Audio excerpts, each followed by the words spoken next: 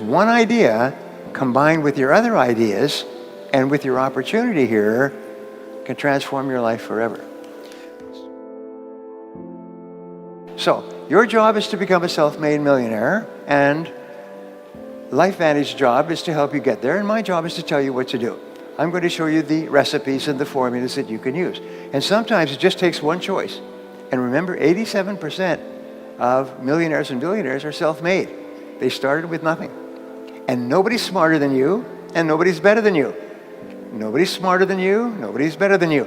If somebody else can do it, especially with all the disadvantages that many people start off with, if someone else can do it, you can do it as well. That's the proof. Abraham Lincoln once said that some become wealthy is proof that all can become wealthy. It's just the very fact that a person does well, it's proof. They started with nothing and they became wealthy. Well, there's the proof. You can do it as well. Just do the same things over and over again. So I wanted to share with you what I call the 7 C's. So the first C is the C of clarity. Clarity is my favorite word in success. It's my favorite word in business. I have done consulting for more than 1,000 corporations, large companies worldwide, companies like IBM and General Motors and PepsiCo and Bank of America. I mean, big companies. And I've also worked with more than 10,000 small and medium-sized companies. And what I found is in every single situation, problems occur when the company becomes unclear about what it is they're doing or how it is they're doing it. And so I've developed a program which is really just a fun program for me intellectually. It's called the 2-Day MBA. And it shows 10 different factors of a company.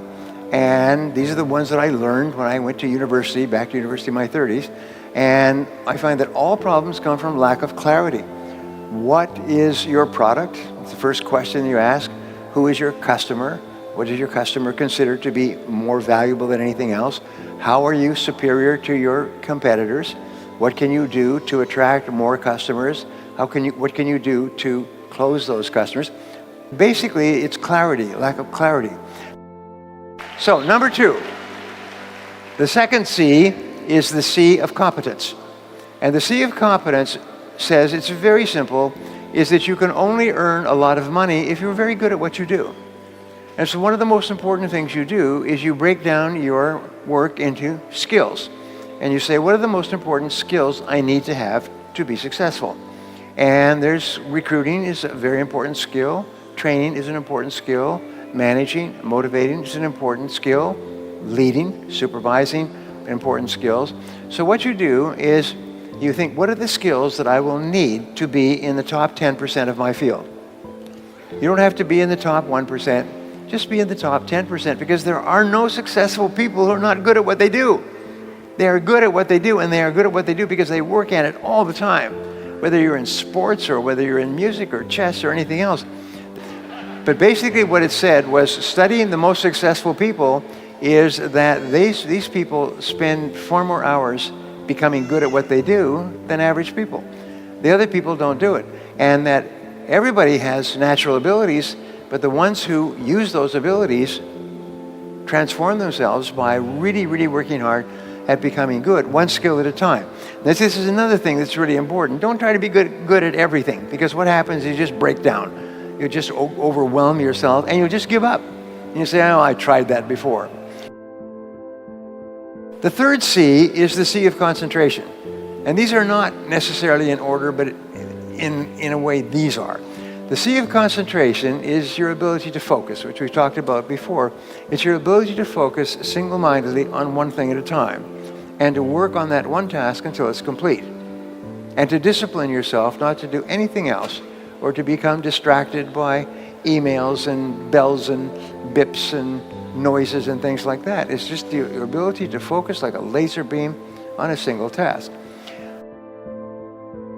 Number 4 is constraints.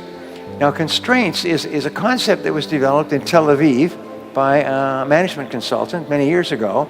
And it says that between where you are today and where you want to be sometime in the future, a goal, is there is always one constraint or choke point that determines the speed at which you get from here to here.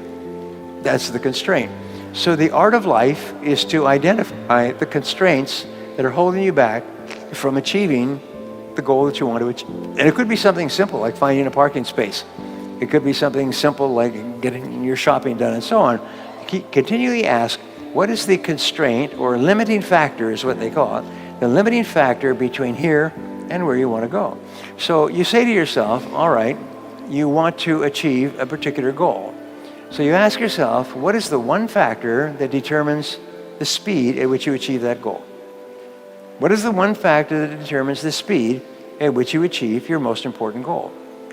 And you work with your downline, you work with your consultants, you work with other people, and you help them to be absolutely clear. And don't try to change the world, try to change one thing, one factor. Try to alleviate the one factor, and that'll change your whole life. It's unbelievable.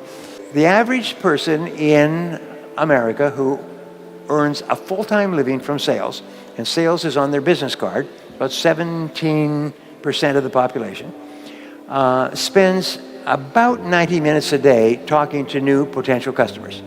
90 minutes a day. Well, there's 8 hours in a working day, so that means the person is spending 1/5 of each working day talking to new potential customers.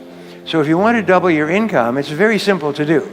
And you all know what the answer right now is: spend 180 minutes each day talking to new people. Now, you can't control or determine which one of them is going to buy or join or something else, but you know that if you speak to enough people will join or buy or become customers or become distributors and so on. So therefore, just double the number of minutes. I call this Brian's minutes theory. Double the number of minutes from 90 minutes to 180 minutes. Or if you're working whatever number of minutes today, and you could calculate that, track it for a week. Every day, track how many minutes you're spending talking to new people about this business, then double the number of minutes. Now, you can't double the number of minutes overnight. It may take you a week or 2 weeks. But my promise to you is that if you double the minutes, you'll double your income. If you double the minutes you spend face to face, head to head, eye to eye, ear to ear, you say knee to knee, heart to heart. If you double the minutes, you double your income. The other principles that we have, number five is continuous learning and development, is dedicate yourself to becoming better and better at what you do. It must be a part of your life. You must breathe in, breathe out, and learn new things. Self-made millionaires, self-made billionaires spend 60 to 90 minutes every day studying their field, reading new material. Warren Buffett was just relegated from number 3 to number 4, richest man in the world. And Warren Buffett reads 500 pages a day. Warren Buffett reads 5 to 8 hours a day. Warren Buffett reads 7 days a week. He reads all the time, and he's one of the richest men in the history of the world. And he and his partners all say the same thing: you've got to read. Read and learn all the time. One idea can make you rich. So just keep flooding your mind with new ideas. Number 6 is commitment. And we know this because you've talked about it a lot. Commitment is really important. There's no success without commitment, without you putting your whole heart into what you're doing, and putting your whole heart into what you're doing for a long time. But if you do, there is no limit on what you can accomplish. As you get up in the morning and you make a decision that, by gum, I am going to succeed in this business, no matter how long it takes, no matter how many hours a day. And number 7 is courage. And courage, Winston Churchill said, courage is rightly considered the foremost of the virtues, for upon it all others depend. And in courage, what you have is 2 parts. The first part of courage is the courage to begin, to launch, to take a chance, to face failure and rejection, to try something with a very great possibility that you will fail, and you'll feel embarrassed and upset, and your self-esteem will go down, and so on. But the second part of courage is persistence. It's the power to keep going and keep pushing yourself and driving yourself. So how do you develop this unshakable quality of persistence, which will guarantee your success in life? Nothing can stop you if you don't quit. If you don't quit, then the only alternative is you must succeed, and eventually you must succeed greatly. Well, the great rule, you become what you think about, but you become what you say to yourself. So what you do is you say to yourself these magic words. You say, I never give up.